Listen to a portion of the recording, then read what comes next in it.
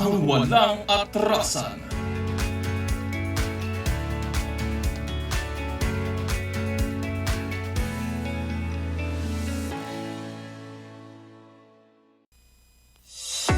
Good news mga kaabante, dahil ang inyong number one tabloid, di lang radyo, TV pa. Mapapanood ang Abante sa Sky Cable Channel 85, Converge, TCL Smart TV, Blast TV, Samsung TV Plus, at mapapakinggan rin kami sa DWAR 1494 Abante Radio. Dahil dito ang best, Abante ang best. Balita, entertainment, sports, tulong. Ang mga opinyon at pananaw sa programang ito ay para sa mga host at guest lamang at hindi sumasalamin sa opinyon at pananaw ng himpilan. Opinyong mahalaga sa bayan. Isyung dapat pag-usapan. Walang atrasan. Mga tao sa likod ng balita hindi lulubayan para malaman ang katotohanan. Walang atrasan. Kasama si Benji Alejandro. Walang atrasan.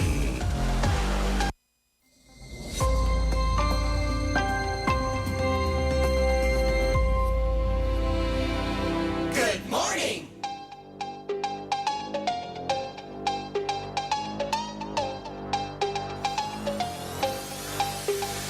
Ay, magandang umaga po sa inyong lahat. Ngayon pong araw na ito ng Miyerkules, 14 na po tayo sa buwan ng Enero.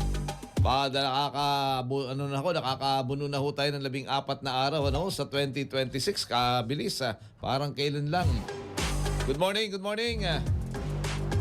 Sa lahat po ng ating mga kababayang maaga hong pumadyak, ingat lang. At kahit paano kinakailangan natin na maghanap buhay para dagdag sa mga bayarin. Sisimula na naman dumating ang mga bayarin. Tubig, yung bayad sa bahay, yung pong may mga tuition, nagpapaalala na rin po yung ating mga di ba? Yung mga eskwelahan. Sa public school okay lang. Dahil naman libre ho yun.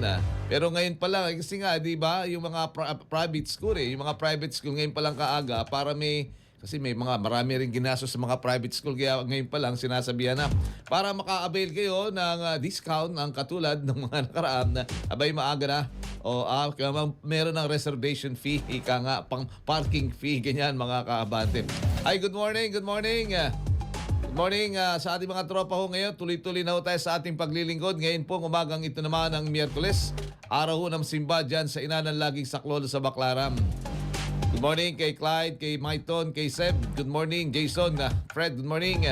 At sa ating mga tropa dyan sa newsroom, sina A, sina JM at ang iba pa, sina Eli, at sina Ramir, lahat pati na si Tere. Good morning.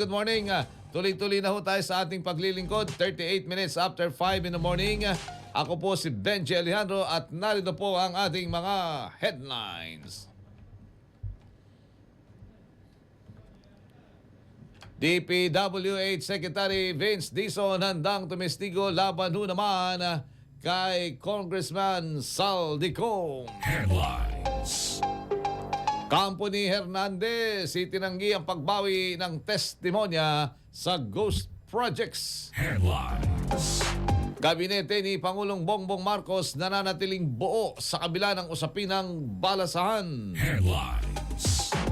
Foreign direct investment inflows noong October 2025 umabot sa $642 million ayon naman sa Bangko Sentral ng Pilipinas. Headlines. Pagpapalakaso sa Middle East, nakikitang dahilan sa planong pagbomba ng US sa Iran.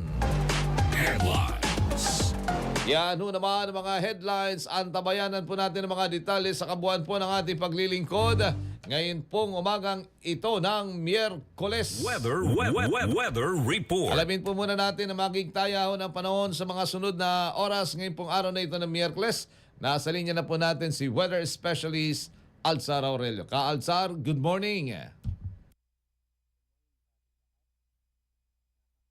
Pag-uulan dulot ng amihan at ang low pressure area. Mga karanas ng maulap na kalangitan na may mga kalat-kalat na pag-ulan at thunderstorm sa Eastern Visayas, Davao Region, Caraga, Camiguin, Misamis Oriental at Bukidnon. Makakaranas din ng maulap na papawirin na may mga kadalasan may hina hanggang sa katamtamang pag-ulan sa Cagayan Valley, Cordillera at sa Aurora. Sa lalawing bahagi ng ating bansa kasama ang Metro Manila ay magiging maganda at maliwalas ang panahon ngayong araw. Pero may tsansa pa rin ng mga sandaling pag-ulan o isolated o pulo-pulong pag-ulan. Walang gale warning ngayong araw kaya safe naman pumulaot ang ating mga kabayan. Pero mag-ingat pa rin dahil sa mga pag-ulan ating maranasan ngayong araw. Ang low pressure area na ating binabantayan sa loob ng Philippine Area of Responsibility ay nasa layang 755 kilometers silangan ng Davao City. At ang nanatiling may posibilidad na maging bagyo ngayon o bukas. Kapag naging bagyo, tatawagin nating Ada. Ang magiging track ng bagyong ito ay lalapit sa ating bansa at maaaring patungo sa Visayas o Eastern Visayas. Lalapit sa Eastern Visayas and then lalapit din sa east ng Bicol Region. And then after ng sa Bicol Region at maaaring lumapit sa Cagayan Valley bago ito lumayo o mag-record sa ating bansa. Yan ang ating update mula sa Pag-asa. Ako po sa Alzar D. Aurelio. Thank you, Ka Alzar. Nagatid po sa ating oras yan, 41 minutes after 5 in the morning. Weather report. Ayun o, meron na tayo, may binabantayan pong LPA ang ating namang mga weatherman doon sa may Davao City at maaari pong maka-apekto ito kung magde-develop po no, na maging bagyo. Papangalan ng si Ada at maaari po maapektuhan ng Eastern Visayas, Bicol Region malapit-lapit din po sa Metro Manila. No, ha? O ingat lang ho sa ating mga mangingisda, yan, ng mga nanguhuli ho ng isda. O lalong-lalo na diyan sa mga karagatan may mga chance ho naman ng mga pagulan, pero yan ho naman ang sabi nga po forecast ho naman ng Pag-asa. Weather report. Meron na ho tayong 42 minutes after 5 in the morning. Good morning! Kumusta pala ho muna ang inyong mga palabigasan? May mga laman pa ho ba? Ang sabi ho ng Department of Agriculture nasa 43 to 48 pesos ang magiging MSRP ho ng ating bigas, yung mga imported. Kasi nga naman yung 20 pesos ho na yun para lang ho naman sa mga piling sektor ho ng ating lipunan. Pili talaga doon sa mga sinasabing vulnerable. Mga vulnerable yung sektor ng ating lipunan, mga senior citizen, mga anong tawag po doon, PWDs, mga four-phase beneficiaries, yun ng mga single parents, solo parents, at iba pa may mga sektor katulad din ng mga na-identify na mga kaabante. Kaya yan, ang bigas ho naman natin meron ho naman. Basta tayo kailangan magtrabaho. Good morning! Wala ho anunsyo lang wala lang anunsyo talaga sa labor sector. Nasaan na ba yung anong tawag ko doon nasaan ho yung pagtaas po sa sweldo ng ating mga manggagawa. Natatabunan ng napakarami yung mga issue. Handa daw hong humarap at tumestigo sa Sandigan Bayan si Department of Public Works and Highways, DPWH Secretary Vince Dizon na napapaulat. Dito nga, di ba, meron po mga sinasabing balasahan na maaari daw bumalik muna, babalik daw sa DOTR. Yan yung mga side lies, mga nangyayari sa mga pulong balitaan, pakakatapos yan mga kumakalat sa mga coffee shop. Pero hanggang ngayon, siya pa rin po ang DPWH Secretary. Sinasabi, baka ito yung final act niya bilang DPWH Secretary. Kapag sinimulan daw ang pagdinig sa mga kaso laban sa dating kongresista at ako Bicol Party List Representative na si Elizalde Co, ang member ng Party List Representative na si Elizalde Co o Saldico, at magaganap po yan sa January 20 sa sunod na linggo. Ayon po kay Dizon, natural lamang ang kanyang pagharap bilang testigo dahil siya mismo ang naghain ng reklamo at iginit na tuloy-tuloy daw ang proseso upang papanagutin ang mga sangkot. Nauna nang nasangkot si Ko sa umano'y substandard road dike project. Yan naman sa Oriental Mindoro na gumuho no pong Hulyo. Ang proyekto po ay nagkakalaga ng mahigit sa 200 milyong piso ay isinagawa ng SunWest Incorporated, kumpanyang iniuugnay sa dati ho namang dati hong mambabatas. Good morning! O yan po yung yan po yung detalye ho dyan sa pagharap ni Secretary Dizon na dyan ho naman sa Department of Public Works and Highways. January 20. O di sa sunod doon ng Martes, di ba? Ngayon po at 14 ho ngayon kahapon ho ay 13 plus 7, di ba? Mga kaabante no. Ang oras meron na ho. Excuse me po, meron na ho kagad tayong 45 minutes after 5 in the morning. Baka po kayo may lakad. Baka ho kayo may mga gagawin anong tawag ho doon? Galaw-galaw na po kayo muna mga kaabante, na. Maigi na po yung tayo ho naman ay hindi ho nagmamadali. Hindi ho tayo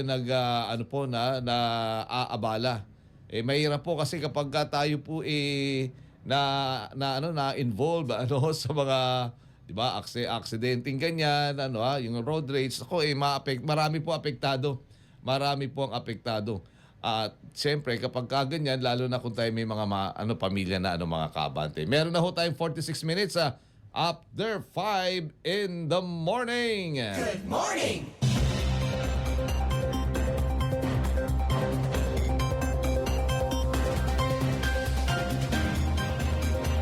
Labas muna ho tayo ng himpilan.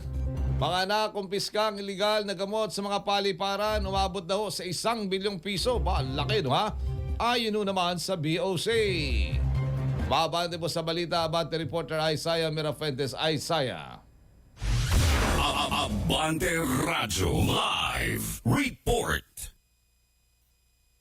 Abot sa mahigit 1.1 billion pesos sa halaga ng iligal na gamot na nasabat ng Bureau of Customs sa buong taong ng 2025 sa Ninoy Aquino International Airport. Karamihan dito ay mga idiniklarang ibang kagamitan o bagay, ngunit pagdaan sa x-ray machine ay droga pala ang laman.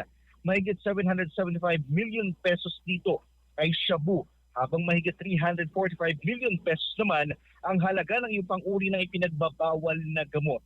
Base sa mga ulat, pinakamalaki ang nakumpiska ng BOC noong July 14, 2025 na kung saan umabot sa mahigit 304 million pesos ang halaga ng mga nakumpiskang kontrabando. Patuloy na mga naninindigan ng BOC sa kanilang pinaiigting ang pagbabantay para walang mga kontrabandong maipasok sa bansa. Ako, si Isaiah Mirafuentes, Abante!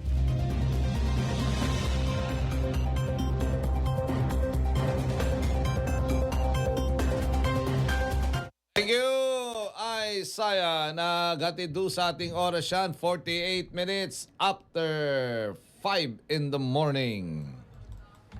Abante Radyo Live Report. Ayun, mga nakumpiskahong droga, di talaga nauubos. So at least kahit papaano, mga kabante, nasasawata. Pero kasama na ho yun Di ba? Kasama na yun sa, tawag doon na, trabaho talaga ng Bureau of Customs. Trabaho po ng ating mga otoridad. Trabaho ng mga anti-drug operatives. Di ba? Talagang trabaho yun ng gobyerno. Kung yun baka ang iba pa doon, di ba? Minsan, halimbawa, naalala nyo dyan sa atin sa Philippine National Police. Speaking of Philippine National Police, ano ba yung ating mga mamang police na yan? Na may na-involve talaga ho palagi sa si krimen. Ngayon yung sa yung doon sa police na nalasing na babae, kakasuhan na mismo na hands-on si OIC chief yung OIC na si Chief PNP natin Lieutenant General Nartates na mismo doon sa police. Pero awol pala mga nakaawol awol yung pang absent without official leave. Ibig sabihin may mga kaso nakakagawa po nung ganung mga yun bahid sa organisasyon, mga kaabante. Morning! Oras, meron na ho tayo kagad 49 minutes. Makalipas na ho ang alas 5 ng umaga. O speaking pa rin po ng mga public works mga public works projects na mga investigasyon nakikita ko palagi sabi bakit ba yung yan pong yung tawag ko diyan ang Bulacan pero isa pala ho ngayon ang tinitingnan din mukhang malalim yung pong mga ghost projects baon na itong diyan sa may sa Nauhan sa Nauhan Oriental Mindoro diyan ata napupunta kaya lang tahimik baka naman talagang iniimbestigahan ng gusto kasi nga alam niyo naman may mga sabi nung presidente di ba yung dapat tight di ba tight ang kaso para kapag isinampa na sa korte wala talagang walang kawala wala nang mga hindi na mate-technical iba naman ang dito appreciation na iba nating mga kababayan na tila bakit tatahimik o ang mga maliliit lamang ang mga naiipit mga kaabante ang mga tinitignan diyan sa mga susunod na araw syempre sabi nga haharap na rin po sa di ba ang unang balita haharap na nga po si Secretary Dizon sa investigasyon para ho naman sa kasong insinampa Sandigan Bayan korte na ho ito mga kaabante hindi na ho ito yung mga in aid of legislation di ba ang korte yan ho yung tinatawag ho na didinig special court special court to yan na didinigo sa mga kaso po ng katiwilaan yan ho naman ay dyan ho naman sa Sandigang Bayan mga kaabante. Ang oras ho natin, meron na ho kagad 51 minutes makalipas na ang alas 5 ng umaga. Baka po kayo may mga lakad. Baka ho kayo may mga pupuntahan. Abay, galaw-galaw na ho kayo mga kaabante. Samantala, yung kampo ho naman ni Hernandez na over the weekend, sabi nag-recant, nag-recant. Binawi, ibig sabihin yung kanyang mga naunang pahayag. Pero, naku po, nadali. Na fake news daw. May pinabulaanan ng kampo ni dating DPWH engineer Bryce Hernandez. Suspendido yung mga to, di ba? Ang ulat na binawi niya ang kanyang testimonya kaugnay sa maanumalyang flood control projects. Ayon sa kanyang abogado na si Attorney Ernest Levanza, hindi totoo ang recantation at lilinawin nila sa issue ang naturang daw issue sa pagdinig ng Senate Blue Ribbon Committee sa Enero 19, sa Lunes naman. Pagkatapos meron namang 20, Sandigan Bayan naman Ayon kay Senador Panfilo Lacson, chairman ng Blue Ribbon Committee at siya ring Senate President pro tempore, tatalakayin nila ang usapin at nagbabala na ang sinumang babawi sa sinumpang pahayag ay maaari hong managot ng perjury. Nilinaw rin ng Department of Justice na wala pa silang natatanggap na affidavit mula kay dating District Engineer Henry Alcantara na nagbabalikwaso naman sa kanyang testimonya.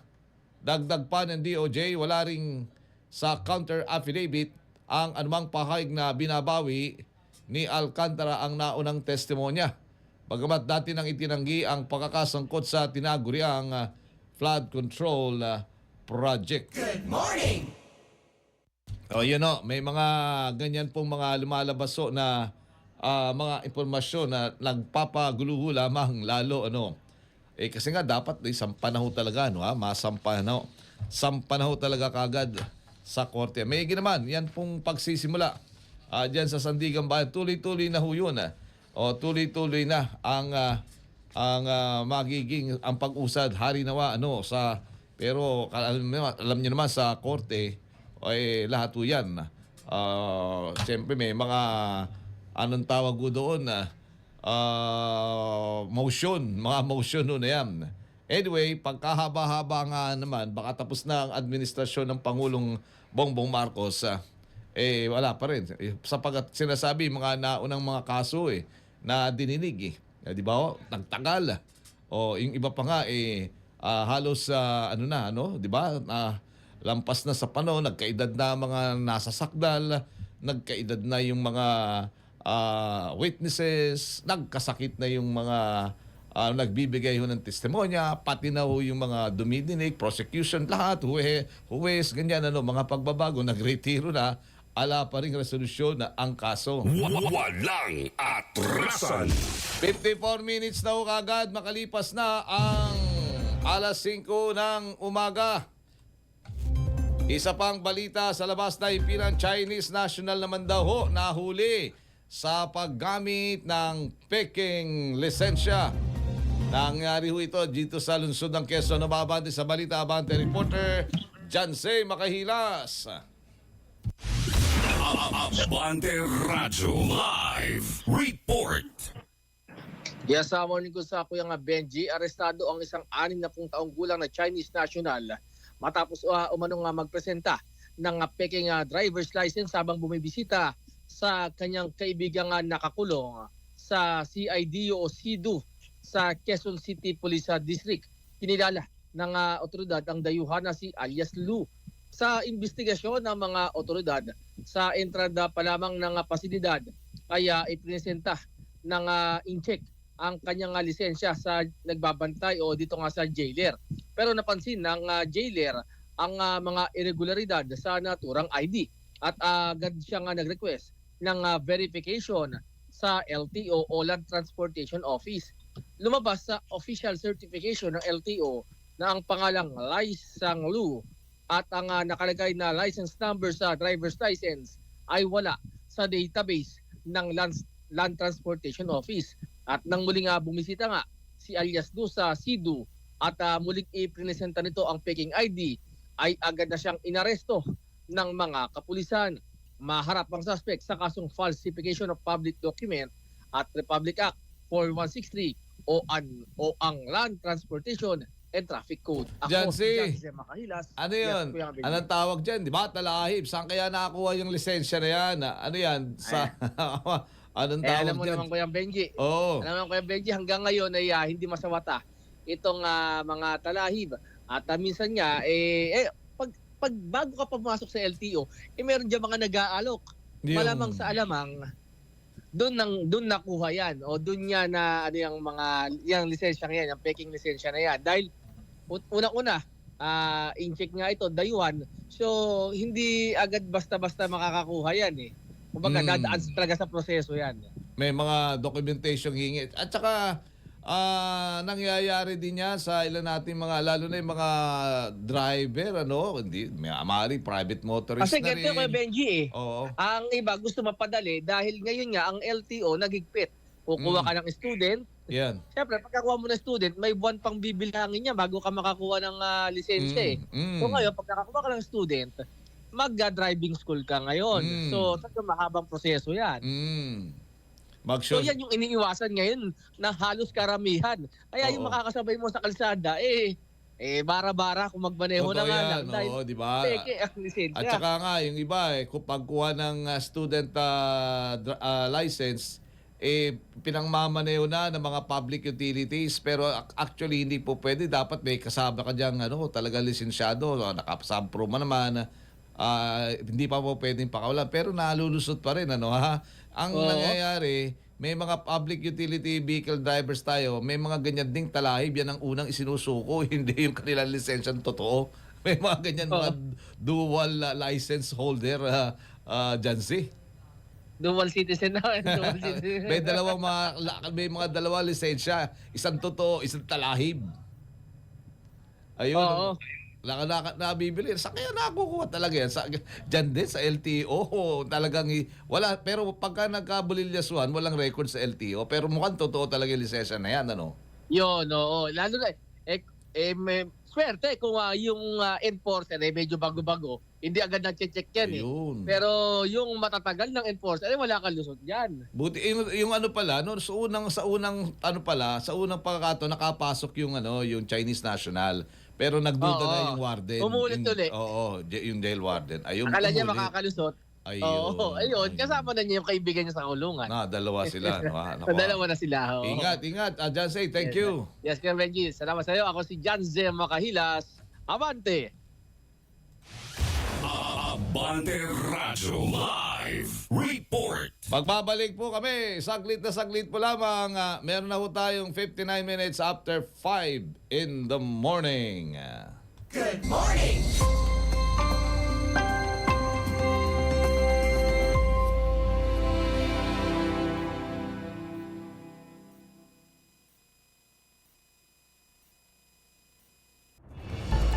Isang oras ng talakayan at impormasyon para sa masa. Ito ang Kong Radio. Kong Radio, ang programang tumatalakay sa mga isyong pambayan, mga panukalang batas at serbisyo para sa mamamayan. Kong Radio, kasama ang batikang mamamahayag na si Mavic Trinidad. Kong Radio. Kong Radio, mula sa mga isyu sa Kongreso hanggang sa mga kwento ng tagumpay ng mga Pilipino. Lahat ng yan sa Kong Radio. Tutok na, magkomento, magtanong, makiisa dahil ang boses ng masa may puwang sa Kongreso. Kong Radio, makinig at manood tuwing Sabado alas 9 hanggang alas 10 ng umaga. Dito lang sa Abante.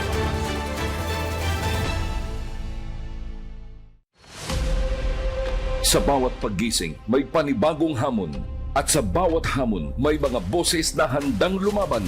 Abante sa balita, abante sa aksyon, abante sa serbisyo publiko. Raya Kapulong at Francis Folve. Abante sa umaga, Lunes hanggang Biyernes, alas 7 hanggang alas 8 ng umaga. Dito lang sa Abante.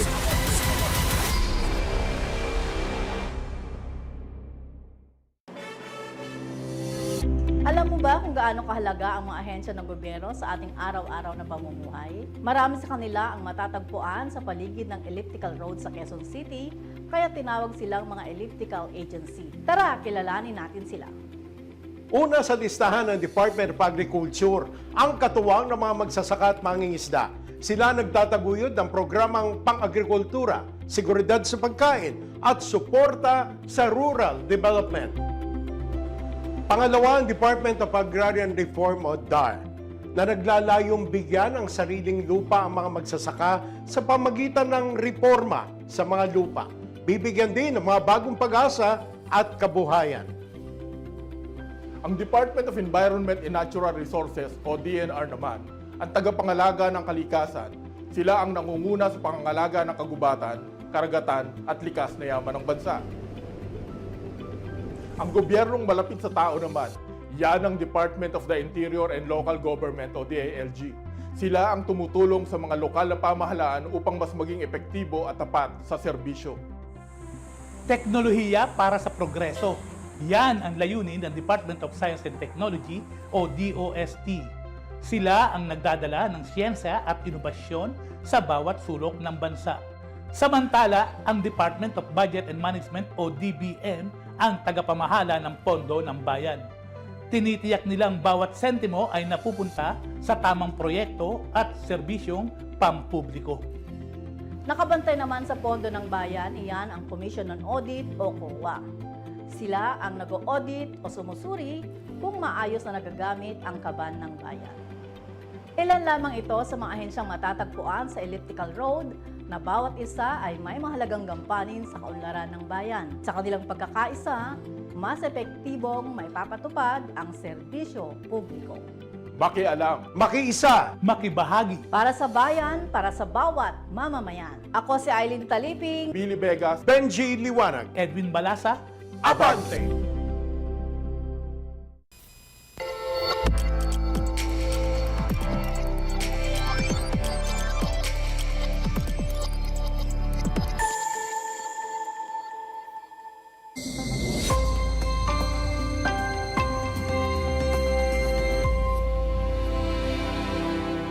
Good morning! Ay, balik na ho tayo sa ating paglilingkod. Meron na ho tayong 3 minutes after 6 in the morning. Ay, good morning kina Sister Melchora, belated happy birthday, Mitch. At ganoon din kay Bambam, good morning. Kay Tristan White Gulay, good morning. At sa mga bagong listeners po naman ng Abante Radio, diyan sa may Scout Pentabella, sina Randy, yan. Itong si Richard at saka si Ida, yung kanyang may bahay. Ano, ha?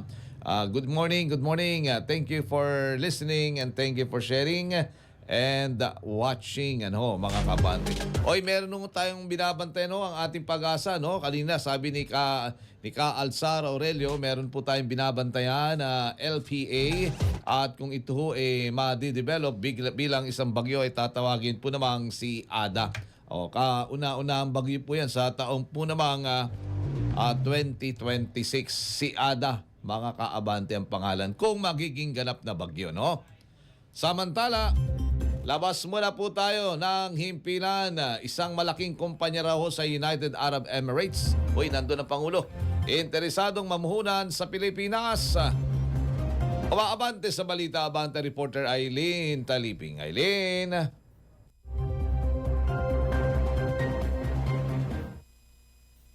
Planong maglagak ng puhunan sa Pilipinas ang isang malaking kumpanya mula sa United Arab Emirates, kabilang na ang pagtatatag ng data center sa Laguna.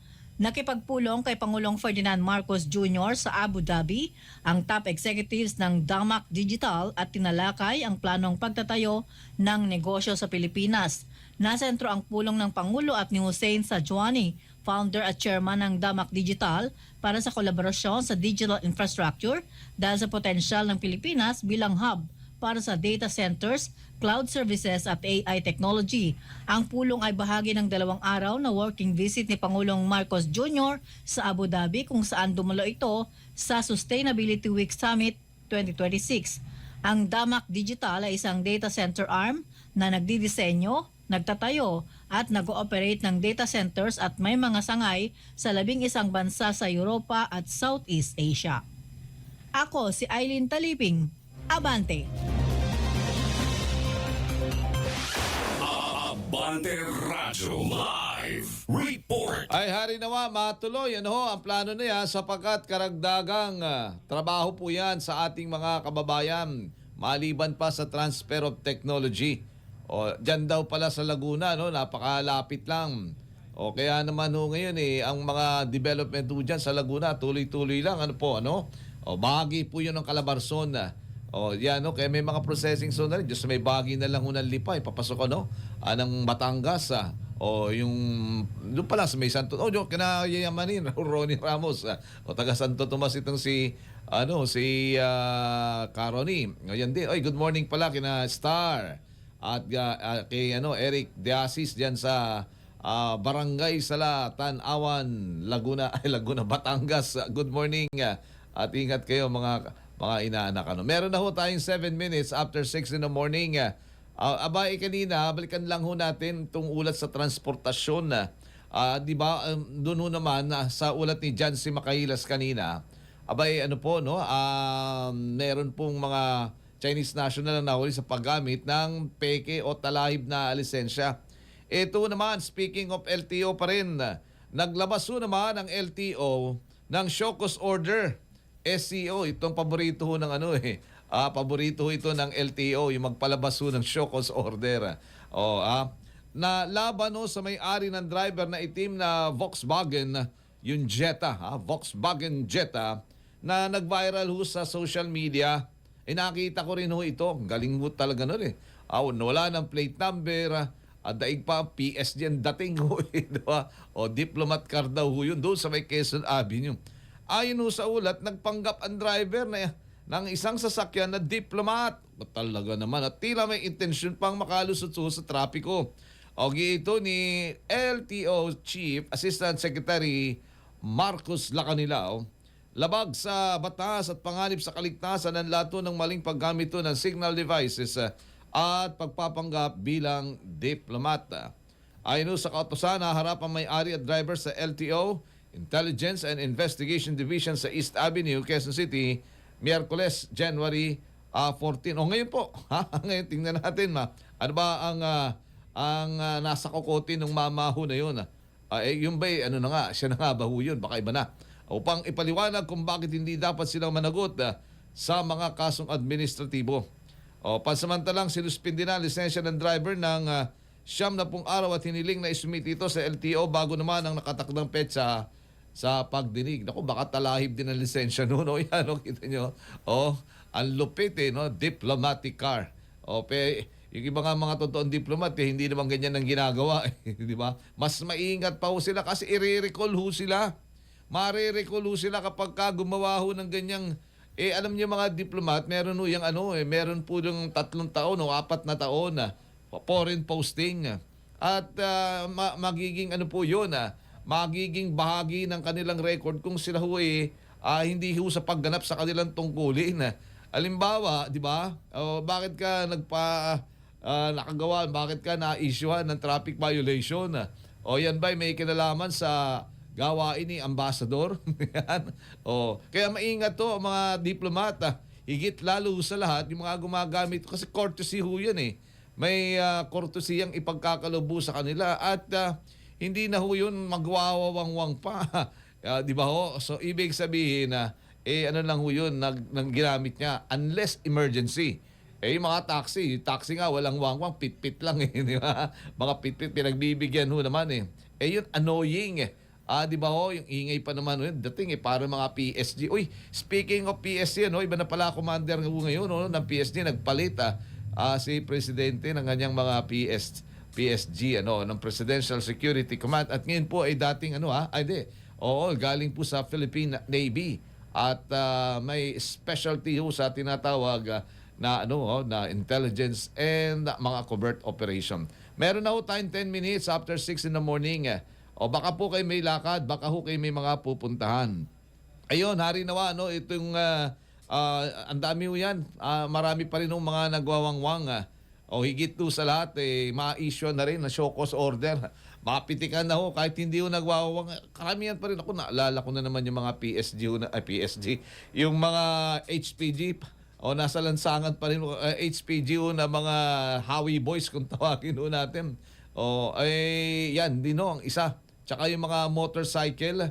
O may karamihan HPG pero may iba rin mga yung mga tawag po doon civilian motorcycle din na may wangwang na may escort ho sila.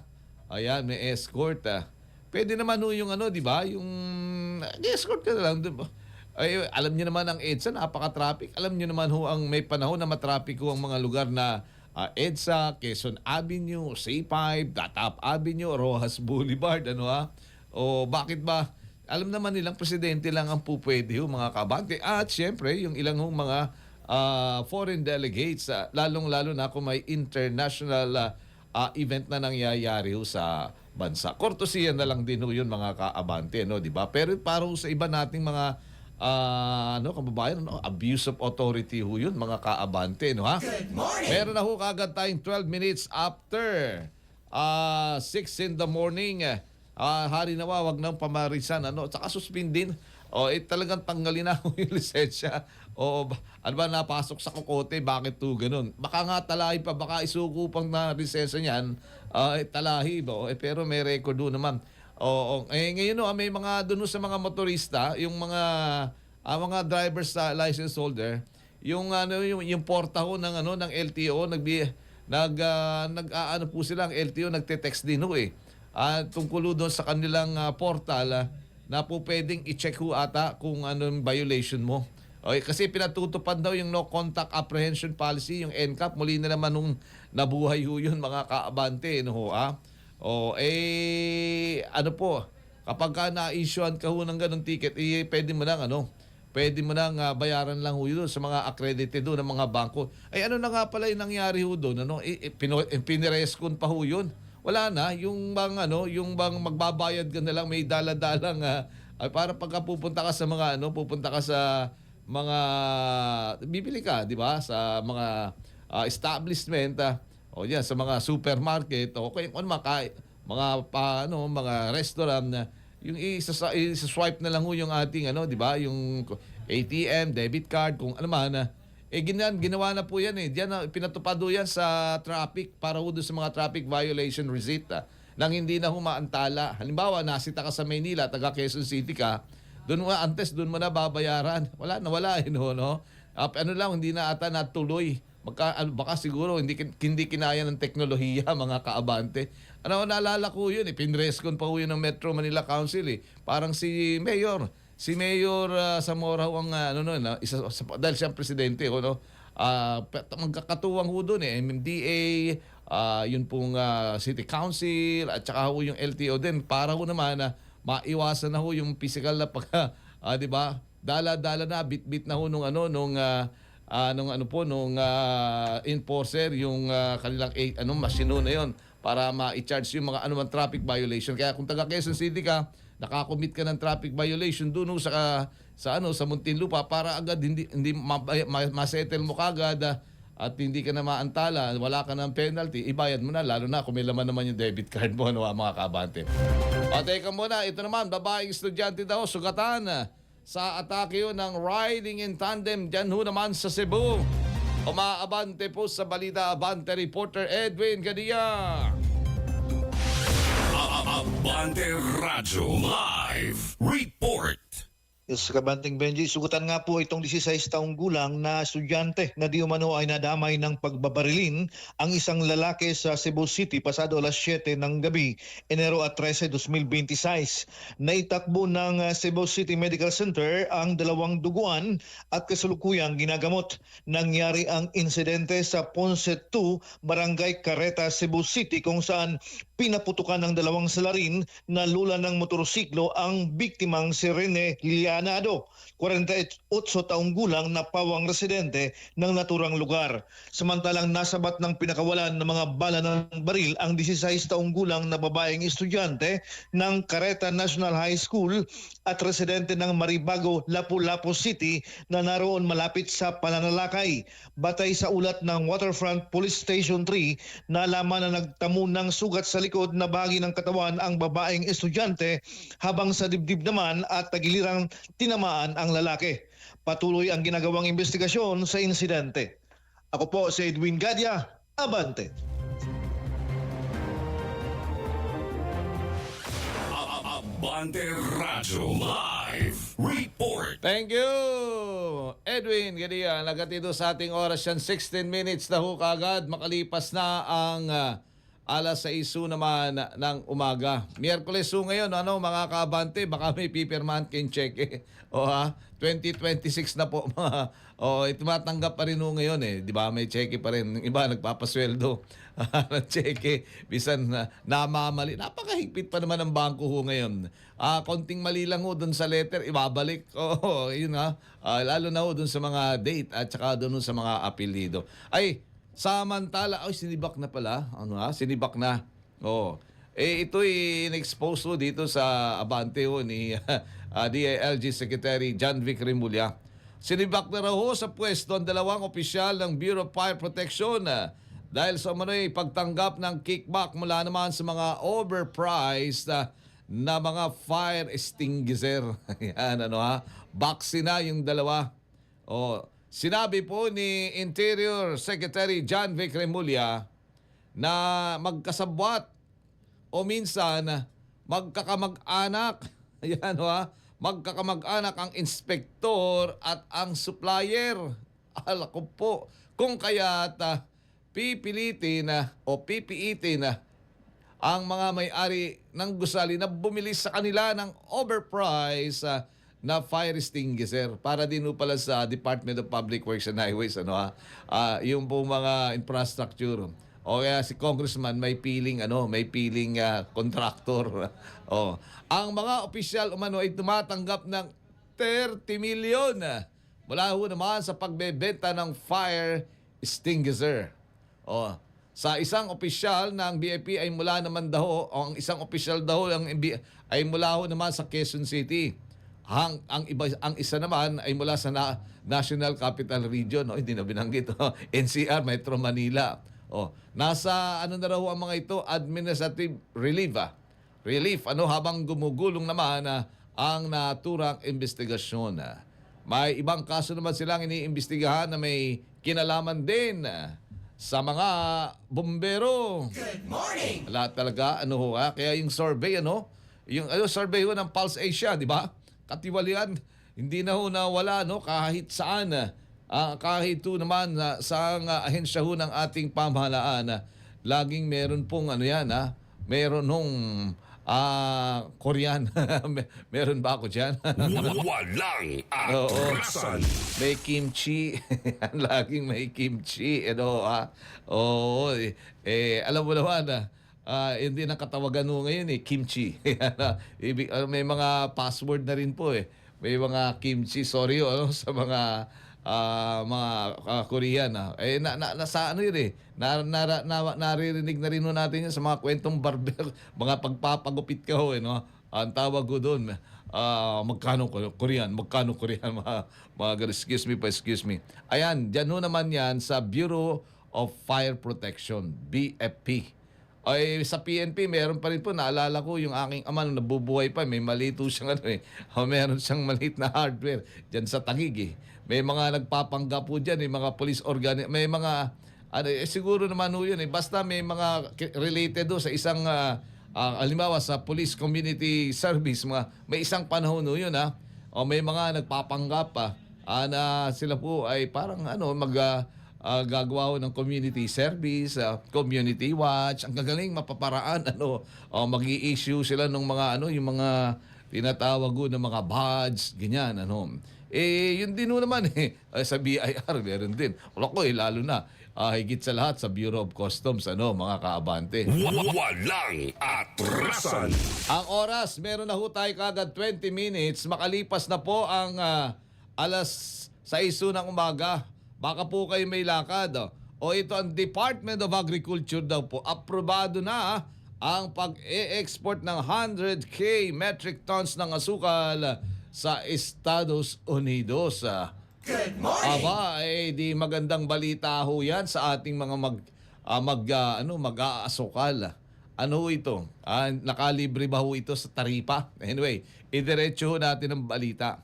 Inaprubahan na ng Department of Agriculture ang pag-export ng humigit kumulang 100,000 metric tons ng asukal patungong Estados Unidos. Ayon sa DA, layo ng hakbang na ito ng babawasan ang oversupply ng asukal sa bansa, resulta ho naman ng huling anihan. Dagdag pa ng ahensya, inaasa makakatulong din ang export upang tumaas ang farm gate price ng asukal na direktang pakikinabangan ng lokal na mga magsasaka.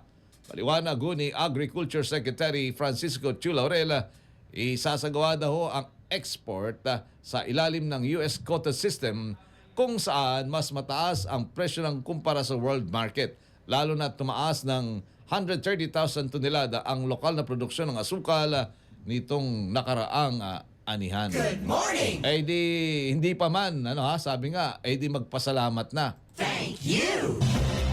Samantala, labas muna ho tayo ng himpilan. O mataas naman dahong kalibre ng baril, armas, pampasabog, isinuko ho naman dyan sa Maguindanao del Norte. Maabante po sa balita, abante reporter June Mendoza.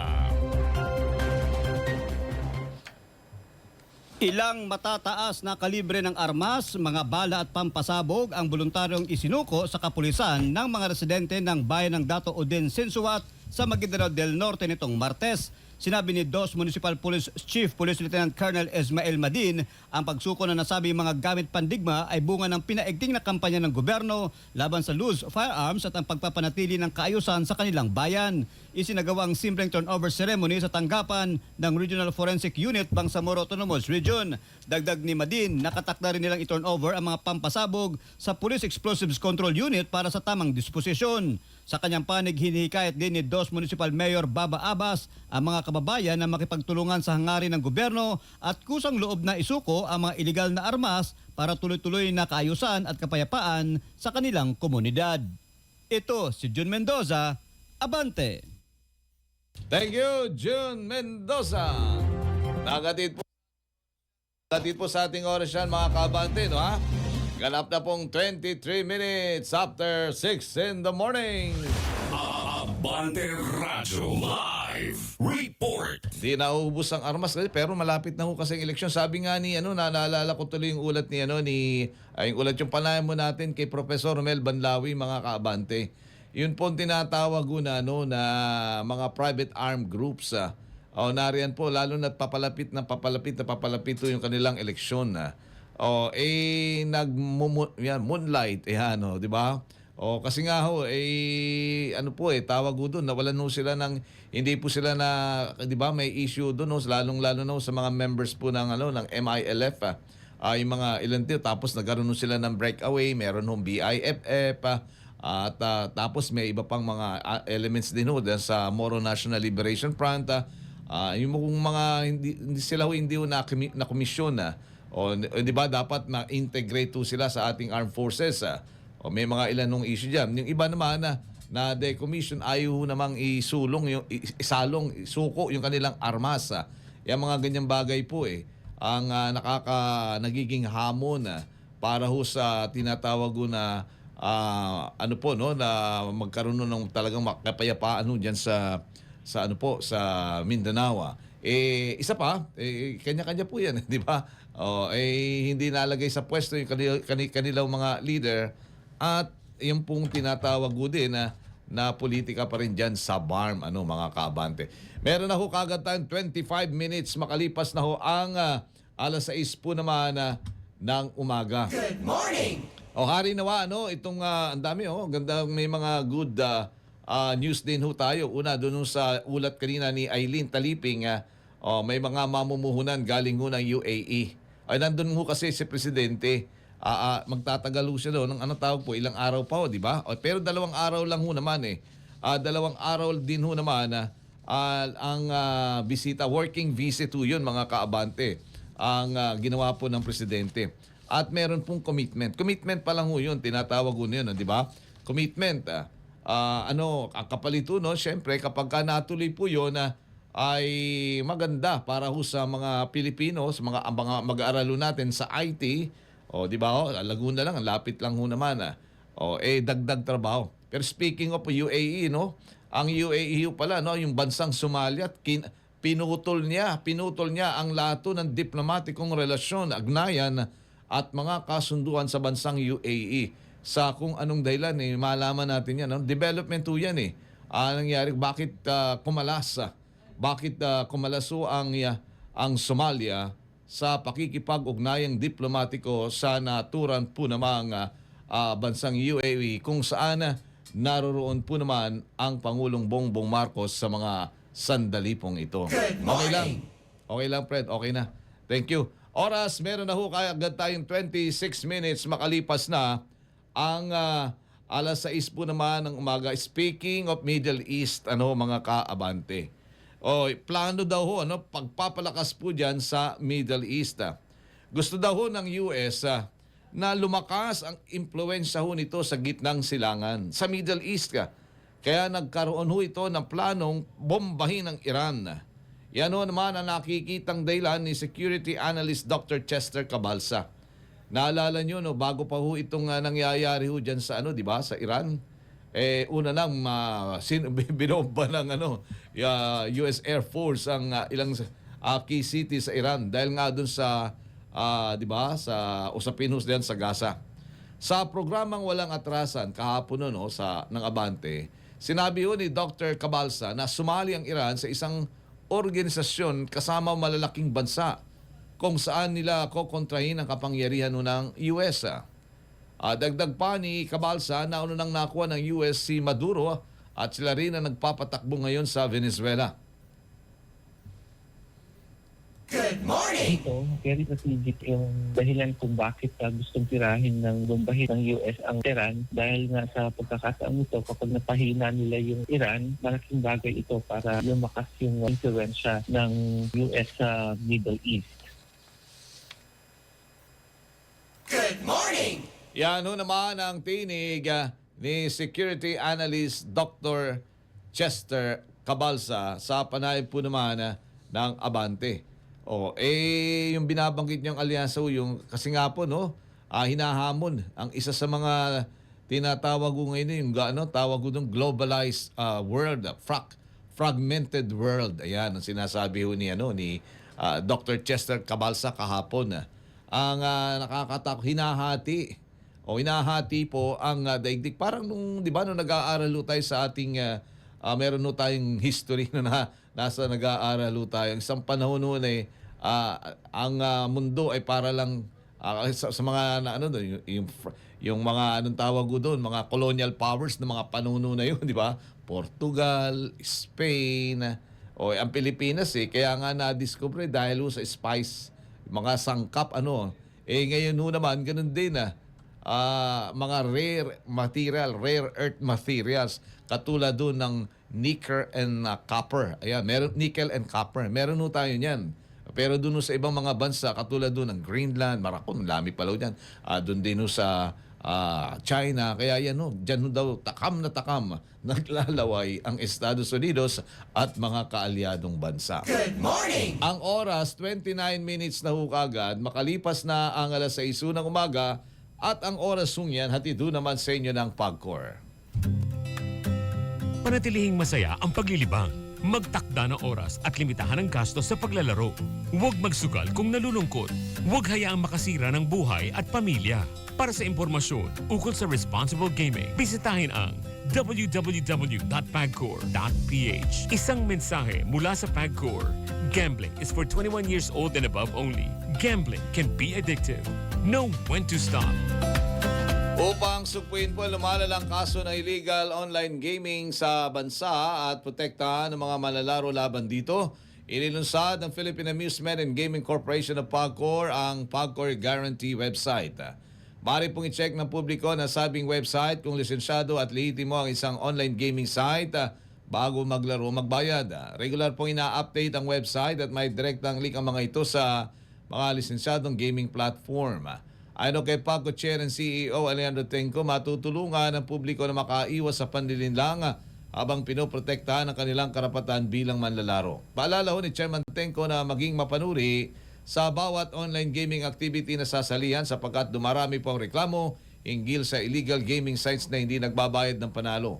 Para po naman sa karagdagang impormasyon, bisitahin ang www.pagcor.ph/PAGCOR Guarantee. Good morning! Oras, meron na ho tayong 31 minutes after 6 in the morning at ang oras pong yan natitino naman sa inyo ng Meralco. Walang atrasan. Babalik po kami saglit po lamang.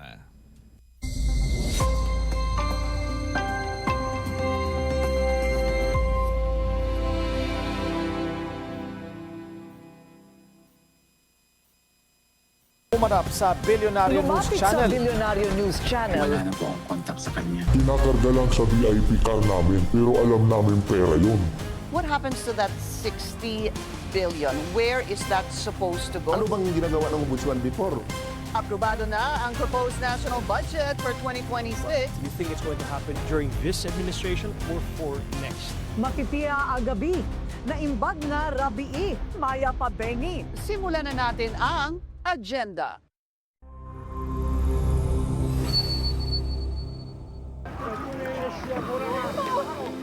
Daang-daang swimmer ang lumaho sa Alfred Nicodem Memorial Winter Swim sa lungsod ng Prague na kabisera ng Czech Republic. Ang tradisyon na sinimulan mahigit 7 dekada nang nakalipas ay dinarayo ng maraming turista at swimmer mula sa iba't ibang panig ng daigdig. Ang paglangoy sa nagyayelong ilog ay may 3 kategorya na 100, 300 at 750 meters ang distansya. Ang mga manlalangoy ay hindi lamang nanggagaling sa iba't ibang panig ng Czech Republic, kundi mula rin sa Australia, Belgium, Spain, Holland, Germany, Russia, USA, England at Slovakia. Ang paggunita kay Alfred Nicodem ay isang mahalagang kaganapan kung saan ang mga manlalangoy mula sa iba't ibang club, henerasyon at antas ng karanasan ay nagkakaisa.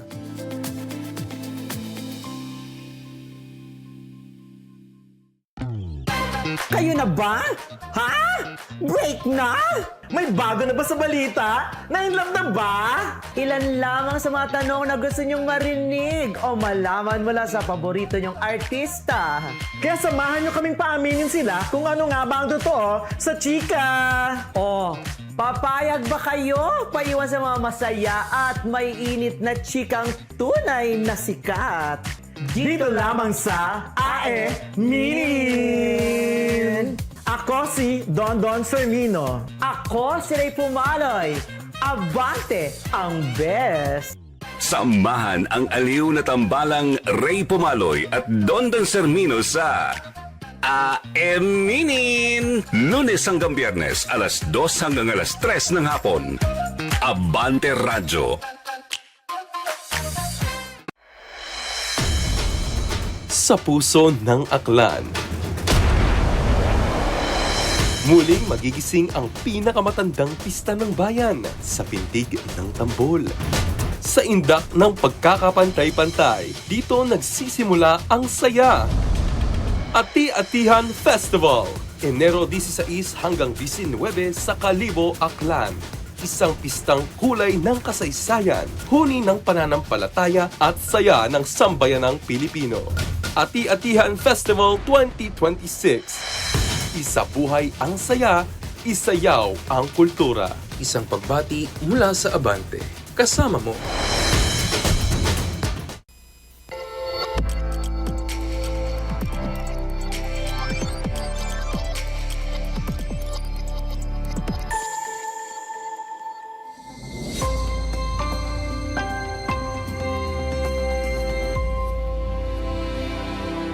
Good morning!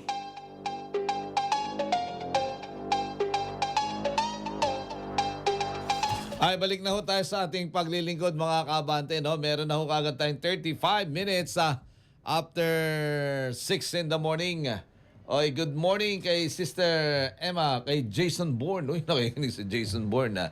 Good morning, good morning. At sa lahat po naman ng ating mga silent listeners, and thank you for sharing and watching and subscribing, lalong-lalo na ho doon sa pagtutok nyo sa lahat po ng digital platform ng Abante. At higit sa lahat sa Abante Radio. DWAR, Abante Radio, 1494 kHz. Mabilis, mabalis, mabangis, walang mintis mga ka-Abante. Meron na ho tayo kagad 35 minutes. Makakalipas na po ang alas 6 ng umaga. Hindi ho talaga mamatay-matay ang issue po ng balasahan. Meron siguro mga gustong gustong malagay ho sa pwesto. Lalong-lalo na ho yung mga kaalyado ng administrasyon na natalo ho sa eleksyon. Tapos na ho yung 1-year ban. may mga ganyan yung mga gusto makabawi. Gustong maglingkod sa bayan. Ayun talaga, sila gusto nilang maglingkod po sa bayan. Kaya naman magpapakawala ho sila ng mga disinformation. Pero nanindigan ho naman nanindigan po ang Malacanang na wala daw ho namang mananatili, wala daw ho magaganap na balasahan. Sa kabila ho ng umuugong na espekulasyon tungkol sa malawakang cabinet reshuffle, mga kaabante, abay mananatiling buo ang gabinete ng administrasyon Marcos Jr. sa pagharap po naman sa taunang economic briefing ng Malacanang. Diyan naman nilinaw yan. Ayon sa bilyonaryo sources, pangungunahan daw po ni Finance Secretary Frederick Go ang briefing na pinamagatang Big Bold Reforms, the Philippines 2026, kung saan lalahok ko mga economic managers at matataas na opisyal ng gobyerno. Sinyalis na wala mo ng agarang pagbabago sa gabinete. Layunin ng pagtitipon na i-update ang sektor ng negosyo sa kalagayan ng ekonomiya at palakasin ang kumpiyansa ng pamumuhunan. Inaasahan daw dadalo sa naturang okasyon ng ilang kilalang personalidad na sina Ramon Ang, si Hansi, pati na rin si Jaime Augusto Sobel de Ayala at Sabin Aboitisa. Puro pala itong mga oligarko. Samantala, maring itananggiho naman ni Executive Secretary Ralph Recto ang umano'y nanalapito na cabinet revamp at hinimo ko ang mga opisyal na manatiling nakatuon lamang sa kani-kanila ho namang mga tungkulin. Ayun sabi ho yun ng Little President. Mismo na nagsabi si Executive Secretary Ralph Recto. Dati po namang senador at dati rin ho namang kongresista bago po na italaga bilang finance chief at ngayon po naman siya na ho ang executive secretary. Good morning! Ayun. Hindi matigil-tigil. Pati nga sa di ba? Mga foreign posting. Ayan nga, yung katulad doon ng kay Ambassador Luli Arroyo Bernas, di ba? Baka meron namang gustong sumungkit ng pwesto na yun. Kasi nga political appointee yung lugar na yun ay mga ambassador natin, maliban sa career official, ay depende sa presidente sa appointing power. Ayan, di ba? Sabi nga, much coveted O talagang yung pong posting ho na ganyan, marami mga gusto eh. Sa Washington, marami din may gusto dyan. Hindi lang sila po pwede. Romualdez yun eh. Di ba? Si Ambassador. Amolado. Tsaka ginagawa tungkulin eh. Di ba? Amboy nga daw si Amba. Sabi nila, no ha? May katawagan ganun sa kanya. Pero nagiging epektibo naman sa kanya sa trabaho, di ba? Kasi siya ho ang ang mga ambassador ho natin, ang nagre-represent, kumakatawan sa Pangulo po naman ng bansa. Labas muna po tayo ng himpilan, 39 minutes after 6 in the morning. Kampanya kontra maingay na tambucho. Ihigpitan na raw ng PNP. Talaga ha, maabante po sa Balita Abante reporter Jansay Makahilas. Jansay! Pinag-aaralan ng Philippine National Police na palawigin ang pagpapatupad ng batas laban sa mga motorsiklong gumagamit ng open pipe at illegal na modified muffler o tambucho. Ito ay upang maisulong ang disiplina ng mga rider sa kalsada. Iniutos sa Highway Patrol Group at mga police regional offices na mahigpit na ipatupad ang umiiral na mga batas at lokal na ordinansa laban sa mga illegal na modification ng mga sasakyan. Ayon sa PNP, layo nila na hikayatin ang pagsunod at maunawaan ng mga rider na may regulasyon ang vehicle modification alinsunod sa batas. Nitong nakalipas na bagong taon, pinaigting ng National Capital Region Police Office o NCRPO ang operasyon laban sa mga gumagamit ng open pipe at modified muffler upang maiwasan ang labis na ingay. Nilinaw naman ng PNP na hindi anti-rider ang kampanya kundi isinusulong ang ligtas at responsableng pagmamaneho. Ako si Janze Makahilas, Abante! Abante Radyo Live Report. Thank you, Janse. Meron na tayong 41 minutes makalipas na ho kagad ang alas 6 ng umaga. Dito lang naman ho sa Metro Manila, mahigpit ho yung helmet at saka yung mga batas trapiko, no? Lalong-lalo na sa mga motorsiklo, mga kaabante. Pero lumabas ka lang, mayroon pa rin nga minsan di ba, nasisita ng ating MMDA yung mga kagawad, na nawalang helmet, ang laki pa na sa likod, kagawad, kung sino na yung mga opisyal, meron pang basta mga otoridad baka sabihin mga nakatsinelas, pero yung mga ordinaryong mamamayan sumusunod lumabas ka lang ng Metro Manila, Bulacan, dyan sa Cavite, sa Laguna, sa Batangas, o saan man, Rizal, wala na yung pagsusuot ng helmet, hindi na po na hindi na ho na susunod. At mga bata pa ang talaga namang humaharurot. Good morning! Ang oras ho natin, meron na ho kagad tayong 42 minutes after 6 in the morning, mga kaabante. Ano po, baka po kayo may lakad, baka ho kayo may mga pupuntahan, galaw-galaw na ho mga kaabante. No, mahirap po yung tayo nagmamadali at kapag ka nagkaroon ho ng abera, ayun na. Good morning, Ma'am Jean Lacorts. Good morning. Samantala, naitala ho ng Bangko Sentral ng Pilipinas ang mahigit sa $600 million mataginting na net foreign direct investment inflows noong Oktubre ng 2025. Ayon po naman sa pinakahuling datos ng BSP. Ayun, nangunguna ho ang Japan bilang pangunahing pinagmumula ng pamumuhunan, habang ang sektor ho ng pananalapi at insurance ang tumanggap ng pinakamalaking bahagi ng foreign direct investment sa nasabing buwan.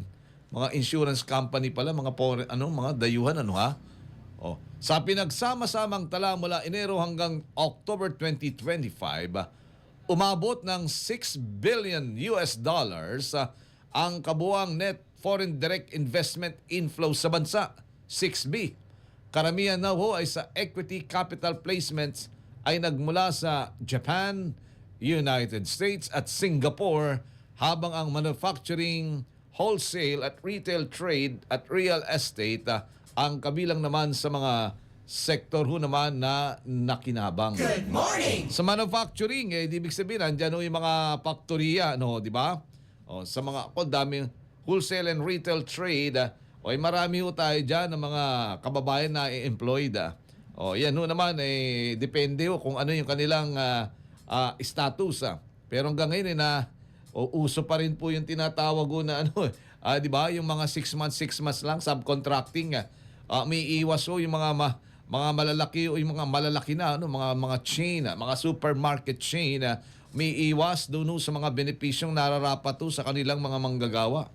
Di ba? Kaya nga meron mga subcon Ang ginagawa, labas na ho yung malaking kumpanya, lalo ba sa alimbawa po doon sa mga tinatawag na utilities. Bahala na yung sinubcontract nilang kumpanya ang magbigay ng nauukol na benepisyo para ho doon sa mga tinatawag nilang subcon, di ba? Tuwing ang ginagawa po 6 months, re-rehire ka na, yun ang masakit. Doon yung iba, nagpapasok na lang sa agency, yung agency na bahala mag-supply po. Ganun no. Ayan sa wholesale and retail trade, mas malalakas po yan. Ang real estate, ang insurance, yun ang malaki. Para pumapaldo maraming mga nasa insurance. Kasi, di ba, sa mga sasakyan naman ngayon lalong-lala, mga bago, talagang sa insurance, anong tawag yun? Universal coverage, di ba? Full coverage ka. Hindi naman, sino ba gusto mga aksidente? Ingat-ingat ka, mga kaabante, no? Ang laki pala ng pera at ang kumikita, no? Mga foreigner, pagdating po naman sa insurance. Good morning! Ini-insure yung worry, yung ating, yung worry, yung fear, ganyan, yung mga concern na ginagawang pinagkakaperahan po yan, di ba? Yung pong ang masakit mga kabante, mga pre-needs, bibilin mo ngayon, ako biktima mo dyan. Yung cap, naalala ko, wala na di naman napakinabangan. Yung college assurance plans na yan, talagang marami yung nabiktima ho dyan na mga magulang, mga OFW. Yun malalaking pangalan pang nasa likod doon mga kaabante, kaya maingganyo kang bumili. Isang panahon, mga 1980s yun, 1990s, mga kaabante. College assurance plan, hindi ho natin malilimutan ho yun, mga kaabante. Ngayon, baka meron pa rin ganyan, mga pre-need, baka sa ibang forma na. Di ba? Ingat na lang din po kayo. Pinakamaganda, i-invest na lang ho ninyo. Ganun, suma total, ganun din Ang pinakamalungkot, baka hindi nyo magamit na double whammy pa ho kayo, mga kaabante. Yan, insurance ho yan Iba yung forma ho ng insurance. Malaki yung kumikita, pinagkakakitaan ho, yung fear, yung pangamba, yung sinasabing yung future mo. Paano mo naman sabi nga, ihanda mo na yung future mo. Doon sila mga galing. Ganun na rin doon sa kamatayan, di ba? Para hindi naman mahirap. Yun, mga pionera, tawag ko doon, mga death plan, mga ganyan. Yun, pinaghahandaan din para naman pagka nawala kang bigla, hindi naman maano yung mga mahal mo sa buhay. Ganun talaga, di ba, mga kaabante? Ay nako, meron na ho tayong kagad 47 minutes after 6 in the morning. Araw ho ngayon na Miyerkules. Miyerkules po ngayon simba ho dyan naman sa Inananlaging Saklolo. Inihayag ngayon di ba, si Yusek Claire Castro, laman ho lang balita. At meron pala siyang death threat. Una, nagpunta ho sa NBI. Pero ito naman ang isa pa, yung ICI. Inihayag ho naman ni Palace Press Officer Claire Castro ang operasyon ng Independent Commission for Infrastructure. Kahit na ho nagbitiw ang dalawang commissioner. Wala naman daw tigil, wala hong iniutos na itigil. Ayon kay Castro, walang direktiba si Pangulong Ferdinand Marcos Jr. na itigil ang operasyon. Sa ngayon, wala pa anumang pinag-uutos ng Pangulo kundi ipagpatuloy pa rin ang kanilang mandato. Ayon naman ito kay Yusek Claire Castro. Ayun naman dahil nga po sa isa pa ay kasunod naman daw ito ng pahayag ni Special Advisor on Infrastructure Retired General Rodolfo Asurin na balak nilang sumulat sa Office of the President para humingi ng gabay kaugnay naman sa hinaharap po naman ng ICI. Good morning! Sa kabilang banda pa rin kay Yusek Claire Castro pa rin, may banta daw sa kanyang buhay. Kaya siya po ay nagsampa ng reklamo, humingi at dumulugo naman sa NBI para alamin may hirap na mga pagbabanta na yan, mga kaabante. Good morning! Oras, meron na ho tayo kagad, 49 minutes after 6 in the morning. At ang oras po yan hatid naman sa inyo ng PAGCOR. Panatilihing masaya ang paglilibang. Magtakda ng oras at limitahan ang gastos sa paglalaro. Huwag magsugal kung nalulungkot. Huwag hayaang makasira ng buhay at pamilya. Para sa impormasyon ukol sa responsible gaming, bisitahin ang www.pagcor.ph. Isang mensahe mula sa PAGCOR. Gambling is for 21 years old and above only. Gambling can be addictive. Know when to stop. Upang sugpuin po ang lumalalang kaso ng illegal na online gaming sa bansa at protektahan ng mga manlalaro laban dito, inilunsad ng Philippine Amusement and Gaming Corporation ng PAGCOR ang PAGCOR Guarantee website. Maaari pong i-check ng publiko ang nasabing website kung lisensyado at lehitimo ang isang online gaming activity o online site bago maglaro o magbayad. Regularong ina-update ang website at may direktang link ang mga ito sa mga lisensyadong gaming platform. Ayon kay PAGCOR Chairman and CEO Alejandro Tenco, matutulungan ang publiko na makaiwas sa panlilinlang habang pinoprotekta ng kanilang karapatan bilang manlalaro. Paalala po ni Chairman Tenco na maging mapanuri sa bawat online gaming activity na sasalihan sapagkat dumarami po ang reklamo hinggil sa illegal na gaming sites na hindi nagbabayad ng panalo. Para po sa karagdagang impormasyon, bisitahin ang www.pagcor.ph/PAGCOR-Guarantee. Good morning! Oras, meron na ho kagad tayong 50 minutes after 6 in the morning at ang oras din po yan at ido naman sa inyo ng Meralco. Walang atrasan. Editorial ni Benji Alejandro. Mga kaabante, usapang buhok muna tayo. Herdo, ano ha? O, kasi lumutang yan. Itong linggo lang ito. At naugnay ho dyan ang pangalan ni Luli Arroyo Bernas. Sino po siya? Siya po ang ating embahador dyan sa Vienna. O, si Ambassador Luli Bernas po ay dating presidential daughter. Simple lang ho yung ali, lalo na sa panahon ng dating Pangulong Gloria Macapagal Arroyo. At ngayon nga po ay kongresista mula po naman dyan sa Pampanga. Aba, hindi po biro ang pwesto ni Ambassador Arroyo Bernas. Mga kaabante, no ha? Sapagkat ang Vienna, sentro po yan sa Europa. Malapit sa mga international organizations at isa sa pinakamagandang posting sa diplomatic service, sa foreign service. Kaya kumbaga sa maraming naglalaway dyan. Yan ha. Kaya hindi ho nakapagtataka kung may mga mata nang nakatutok po dyan. Kasi much coveted nga po yung posting ho na yan. Ngayon, bakit nga ba biglang pinalutang ang lumang litrato niya kasama si dating spokesperson Harry Roque? Kaya doon nagsimula po yung buhok niya na nakita. Kumbaga sa makapal pa buhok doon. 2023 pala ho nangyari pa yon. Malinaw naman ang panawagan ni Ambassador Arroyo Bernas na isa lang palang embassy visit yun noong 2023. Tapos na. Wala nang contact mula noon. Pero bakit ngayon tila binubuhay? Lumutang. Ang tanong na dapat nating pag-isipan, tignan. Mga kaabante, sa politika wala pong aksidente. Kapag may lumutang na issue, kadalasan may gustong makamit, may motibo. At kung ang Vienna posting ho ay prestige posting, baka may nag-aambisyono na makaupo diyan. Diba? Ganito po ang estilo sa ating bayan, siraan ng reputasyon ng nakaupo. Sirain ang reputasyon ng nakaupo, ng nasa pwesto, para magduluto ng ingay at sakaling magkaroon ng puwang para naman sa kapalit. Yun.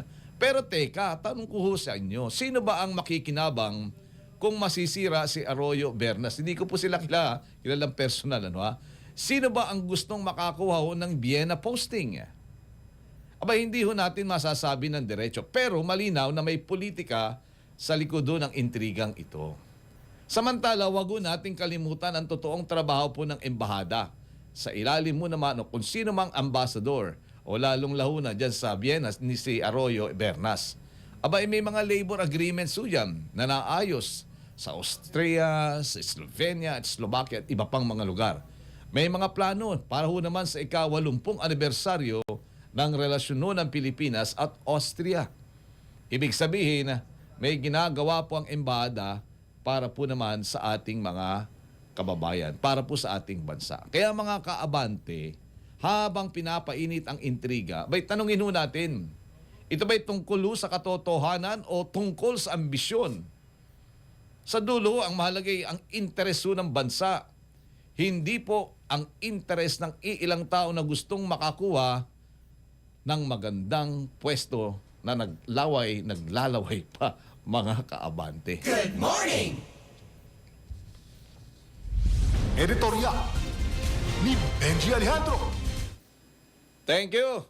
Ang oras ho natin, meron na ho tayong 55 minutes makalipas na ho ang alas 6 ng umaga. Ma'am Nika, good morning. At kay Luis Campos Lucena, good morning. Kay Ma'am Gina. Isang public service lang ho, mag-ingat ho pala ho kayo no, sa pagsakay ho ng mga ride-hailing company. Ayan, iimbestigahan na rin naman daw uli ng LTO. Ito naman yung sa mga motorsiklo, yung mga kababaihan. Oo, talagang may mga naglipa na ho talaga, ano ha? Kaya dapat bantayan din po natin. Kapag isan na, wag na nilang pagbigyan, wag nang show cause order. At kilalanin din dapat ng LTO kung ano yung hailing company ho na yun, ang madisiplina nilang kanilang mga driver. Lana po tayong oras. Babalik po tayo sa araw ng bukas sa tulong at awa ng Pohong May Kapal. Thank you kay Mayton, Clyde, kay Seb at ganoon din kay Jason, Fred at ganoon na rin kay Tere at sa ating mga kasamahan sa newsroom. Antabayanan po ang mga balita abante sa umaga at sa mga magitan po ni na Raya Kapulong at saka ni Frances Polbe. Nabanggit ko na sa Mayton. Magkita-kita po tayong muli sa araw ng Brian Kirby. Thank you! At magkita-kita po tayong muli sa araw ng bukas sa tulong at awa ng Poong May Kapal. Good morning, mahal kong Elaine. I love you. Good morning!